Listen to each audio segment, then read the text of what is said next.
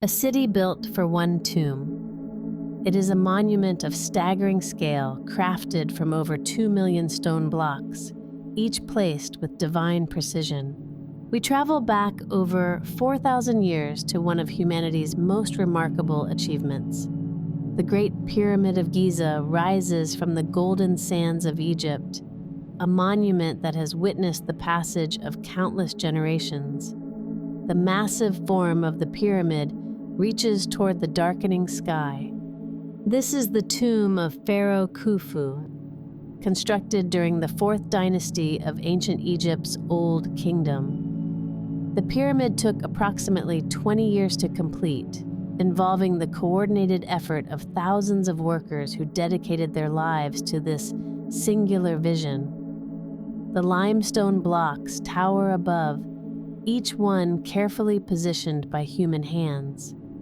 The pyramid originally stood 481 feet tall, making it the tallest building in the world for over 3,800 years. The pyramid's 4 sides align almost perfectly with the cardinal directions: north, south, east, and west.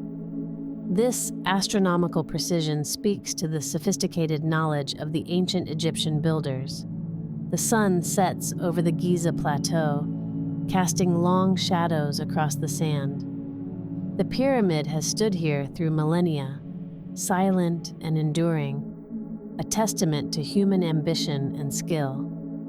The construction. The quarries where this journey began.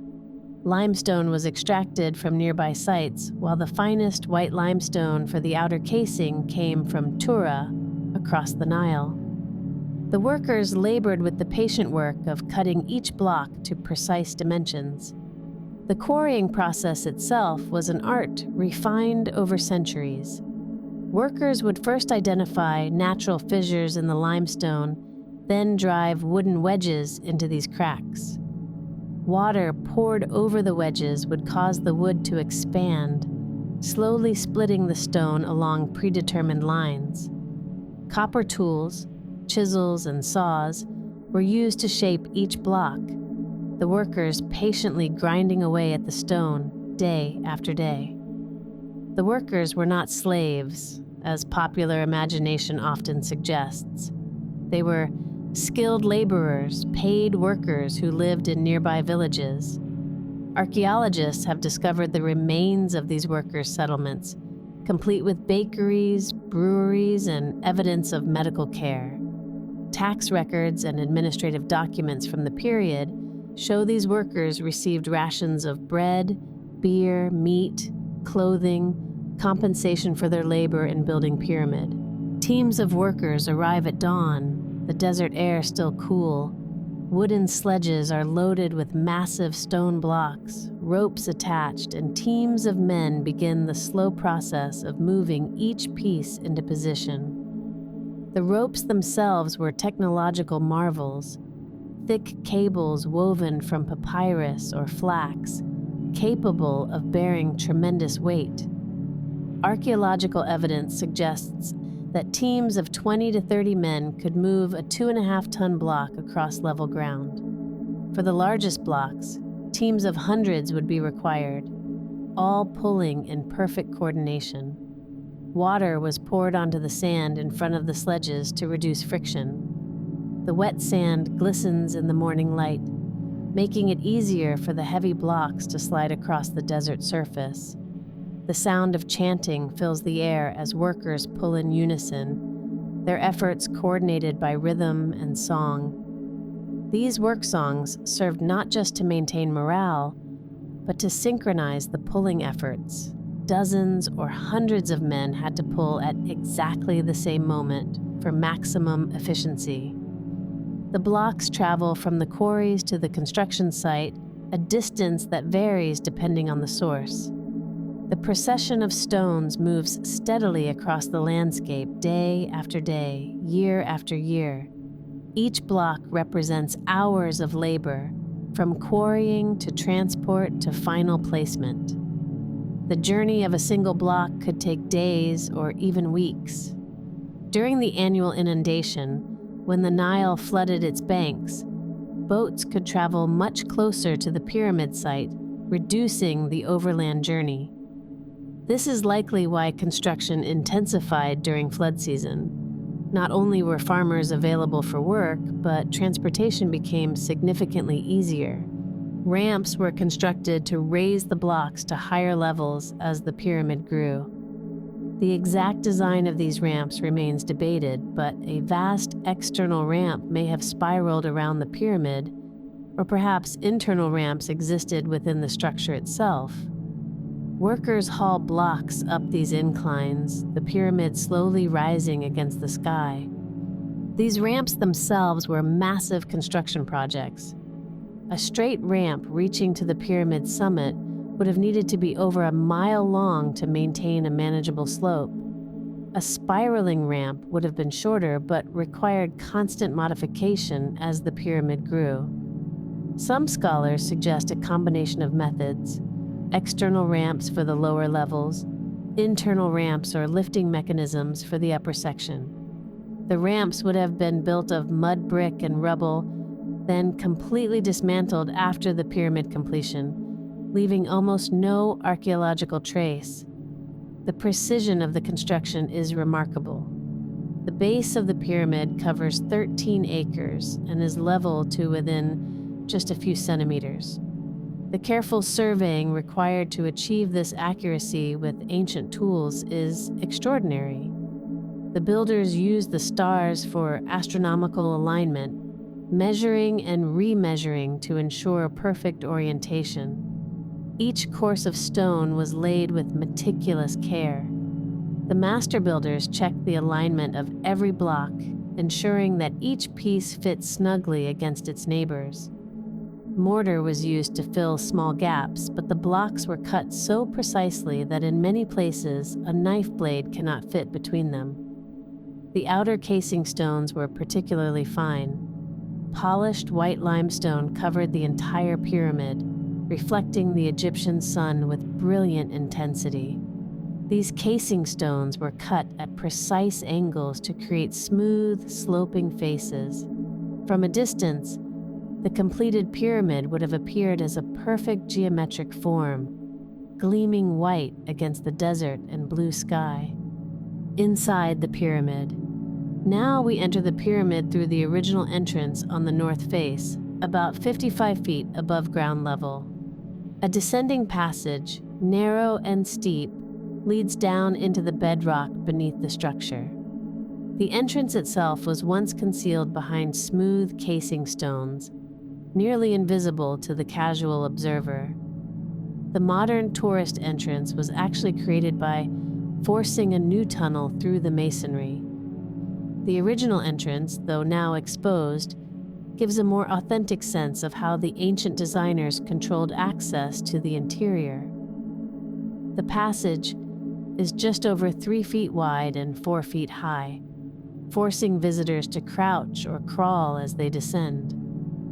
Movement through this confined space reveals walls of limestone close on either side, the stone surface smoothed by millennia of hands trailing along its length. The air is cool and still, untouched by the desert winds outside, carrying with it the weight of 4,000 years of silence. The descent is at an angle of 26 degrees, a steep incline that requires careful footing. The floor, worn smooth by countless feet over the centuries, can be slippery. There is no natural light. The darkness is absolute except for whatever illumination one brings. The ancient priests would have navigated these passages by the flickering light of oil lamps, their shadows dancing on the stone walls. This descending passage travels deep into the earth, eventually reaching a chamber carved from bedrock far below the pyramid's base. This unfinished chamber was abandoned during construction. Its purpose, still debated by scholars.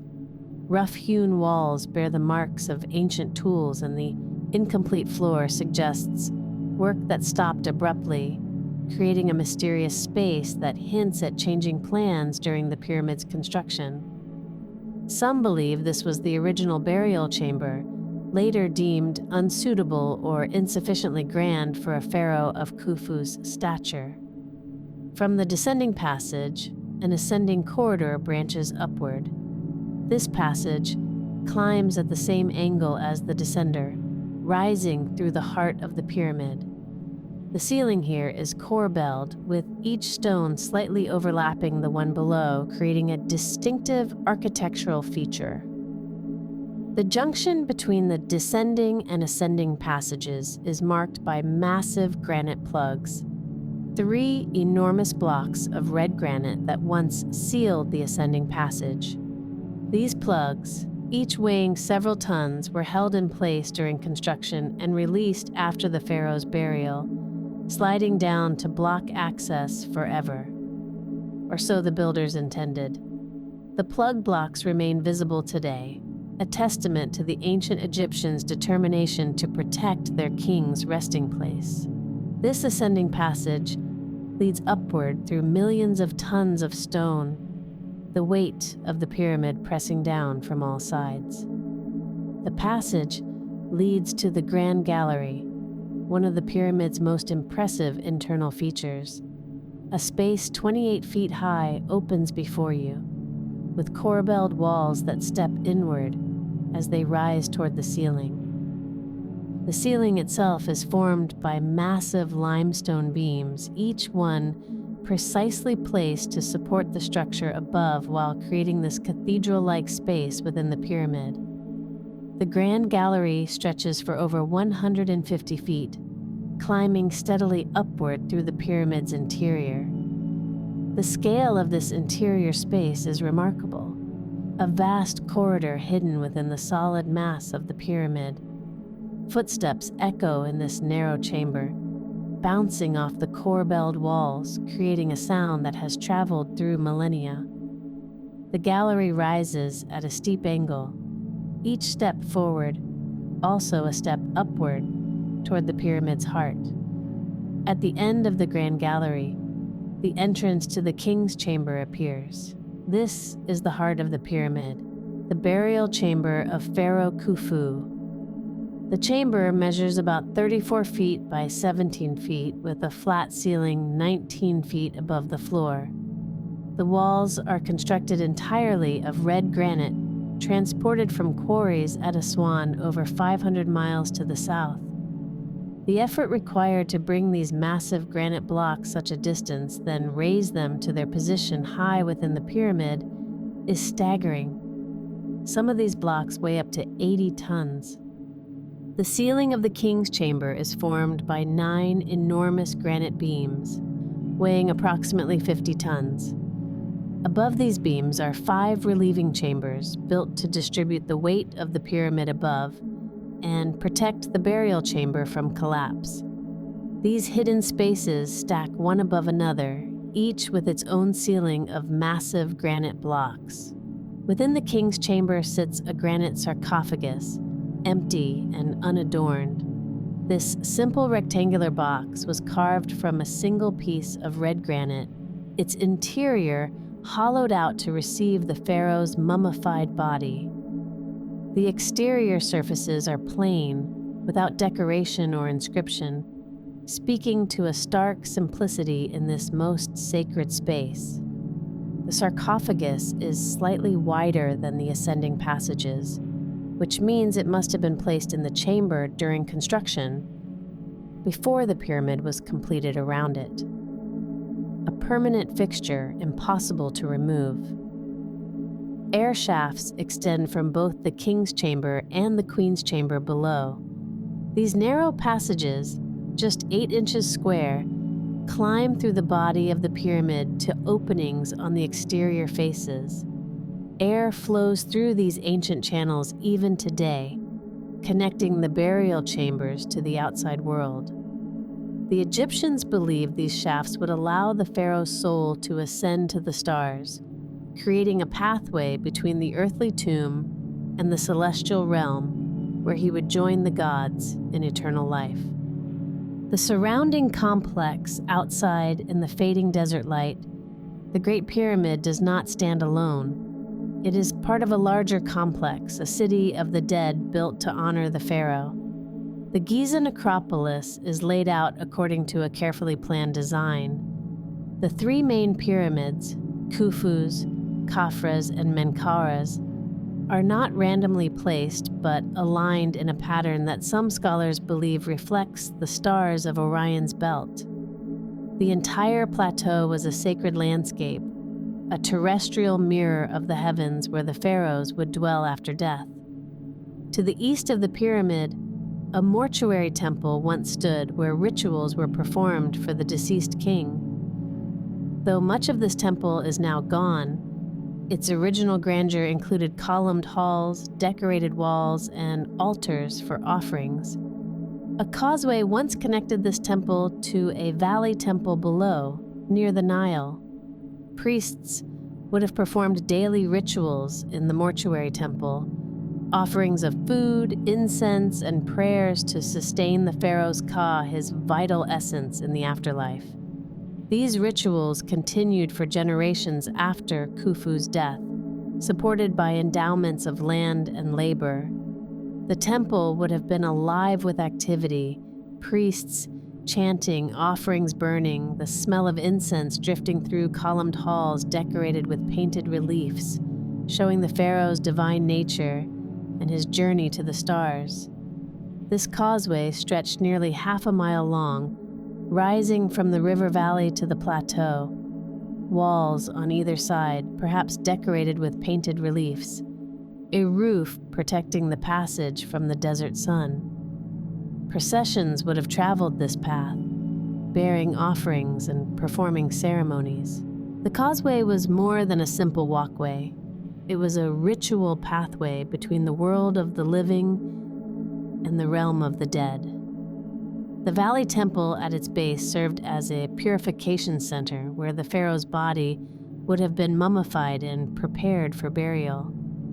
After the 70-day mummification process, the funeral procession would have ascended the causeway, moving from the fertile Nile Valley up to the eternal desert, from life to death, from the green world to the golden sands.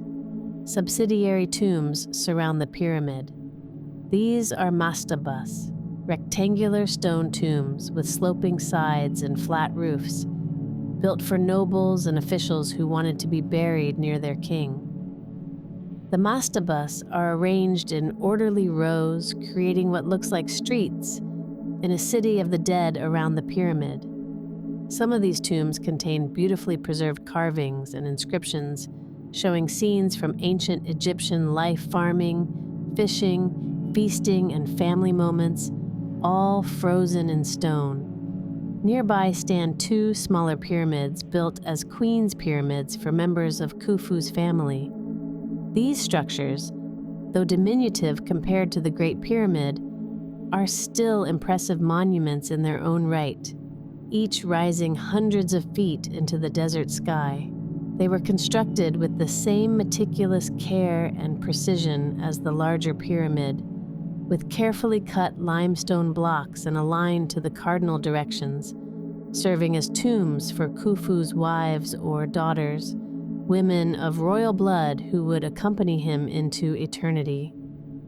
To the south and west of the Great Pyramid, boat pits were carved deep into the bedrock.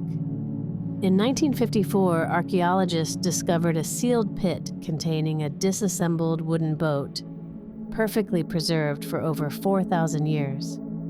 This remarkable vessel measures 43 meters long and was carefully taken apart, each plank, each rope, each wooden peg, and buried beside the pyramid in a limestone chamber. The boat has since been painstakingly reassembled and is now displayed in a museum nearby, where visitors can marvel at the craftsmanship of ancient Egyptian shipbuilders. Daily life of the builders, the workers who built these monuments, the thousands of people whose labor created this eternal monument, lived in organized settlements. Their village, discovered by archaeologists in the 1990s, was located south of the pyramids. The workers' settlement, known today as Hayat el Ghurab, or the Wall of the Crow, covered an area of over 30 acres. It was a planned community laid out with the same precision that went into the pyramid itself. Streets ran in orderly grids with different areas designated for different purposes: housing, food production, administration, and even copper working. These workers lived in organized settlements, long barrack-style buildings where workers slept, arranged in orderly rows, communal areas where meals were prepared and shared. The barracks could house hundreds of workers in communal sleeping spaces. These were not permanent residences for most workers. They were temporary accommodations for the rotating labor force that came to work on the pyramid. Workers would serve for periods of weeks or months before returning to their home villages, replaced by new crews. A smaller core of skilled craftsmen and administrators lived in more permanent housing within or near the settlement. The workers were fed well. Bakeries produced thousands of loaves of bread each day, the smell of baking bread filling the air. Fish and meat were also provided, along with beer, which was a staple of the ancient Egyptian diet and safer to drink than water. Archaeological evidence shows the workers consumed impressive quantities of food. Remains of cattle, sheep, and goats suggest meat was regularly provided, a luxury for common Egyptians of the time. Fish from the Nile supplemented the diet. The beer was thick and nutritious, more like liquid bread than modern beer, providing calories and nutrition. This generous provisioning wasn't mere kindness. Well-fed workers were more productive, and the pharaoh had the resources of an entire kingdom at his disposal to ensure the work continued without interruption. The morning routine in the workers' village began with people rising before dawn, eating a simple breakfast, then walking to the construction site as the sun begins to lighten the eastern sky. Groups of workers specialized in different tasks, some cutting stone, others hauling it, skilled masons shaping and placing each block. The work was organized into teams, perhaps competing with each other for efficiency and quality. The pride these workers might have felt, contributing to a monument that would endure for thousands of years, is evident in the archaeological record. Graffiti found inside the pyramid includes team names, inscriptions left by the workers themselves declaring "Friends of Khufu" or "Vigorous Gang," suggesting a strong sense of identity and camaraderie among the laborers. These were not faceless slaves, but organized crews who took pride in their contribution to immortality. Medical care was available for those injured in construction accidents. A physician examining a worker who has strained his back or broken a bone. Skeletal remains show evidence of healed fractures and other injuries, as well as surgical interventions. These workers were valued, their health and well-being important to the continuation of the project. Some skeletal remains show evidence of amputations that healed successfully. Limbs removed after severe injuries, with the bone showing signs of healing and remodeling.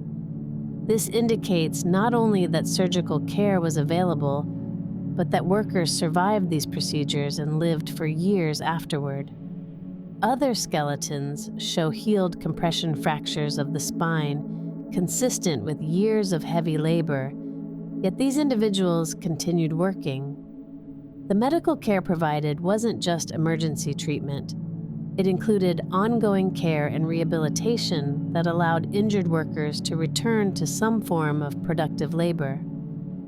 The evenings, when work ceased and workers returned to their village, conversations around cooking fires, the sharing of food and stories, children playing in the dusty streets between buildings, life continuing in its ordinary rhythms, even as an extraordinary monument rose nearby. Workers would have relaxed in the evenings, perhaps playing Senet, an ancient board game beloved throughout Egypt, or listening to music. Archaeological evidence includes gaming pieces and dice, suggesting workers had leisure time and used it for entertainment. Some workers carved graffiti into the stones they worked with. Team names, prayers, jokes. These inscriptions humanize the monument, reminding us that behind this eternal structure were ordinary people with names, hopes, families, and sense of humor. The construction of the pyramid was a national project, drawing workers from across Egypt. Farmers came during the flood season when their fields were inundated, earning income by working on the pyramid. Skilled craftsmen traveled from distant cities, bringing specialized knowledge of stoneworking and engineering. The pyramid project served as a unifying force for the newly consolidated Egyptian state. Workers from the Delta in the north labored alongside those from Upper Egypt in the south. Different regions competed in friendly rivalry, their team names reflecting regional pride. The project required coordination on a scale never before attempted, feeding thousands of workers, managing supply chains, coordinating skilled and unskilled labor. In many ways, the Great Pyramid represents not just architectural achievement, but administrative and organizational genius. The ability to mobilize and coordinate such effort was itself a kind of immortality for the pharaoh, proof of his power to command the resources of an entire civilization. Now, as full darkness settles over the Giza plateau, the pyramid stands in the quiet night. The desert has grown cool and stars fill the sky above, the same stars the ancient Egyptians used to align their monuments. The pyramid has stood here for over 4,500 years. Empires have risen and fallen around it. Languages have been born and forgotten, yet the pyramid remains patient and eternal. Millions of visitors have stood before it through the centuries. Ancient Greeks and Romans who marveled at what they saw, medieval travelers who wondered at its purpose, modern tourists who try to capture something of its majesty in their photographs. Each stone was placed by human hands after the limestone was quarried and shaped and transported and lifted into position. 2 million blocks form this grand design, 2 million pieces that speak to human determination and skill. The pyramid has weathered time itself through earthquakes and sandstorms. The white casing stones were removed centuries ago to build Cairo, yet the core remains solid and enduring. Standing before it in the darkness, you can feel the weight of history pressing gently around you. This monument was already ancient when Moses was said to have lived, already over 2,000 years old when Christ walked the earth, already standing for millennia before Muhammad was born. The desert wind moves across the stones, as it has for thousands of years, while the sand shifts and settles and reshapes itself endlessly. And through it all, the pyramid stands unchanged. The Great Pyramid of Giza, a tomb and a monument and a mystery built with ancient tools and timeless ambition, rising from the Egyptian desert to mark the achievements of a civilization long past. It rests in the starlight, silent and majestic, a testament to what humans can accomplish when vision and determination meet, a reminder that some creations outlast their creators. The stones rest as they have rested for over 4,000 years, patient and enduring and eternal. If you enjoyed this video, consider subscribing, leaving a comment with your thoughts, and hitting like.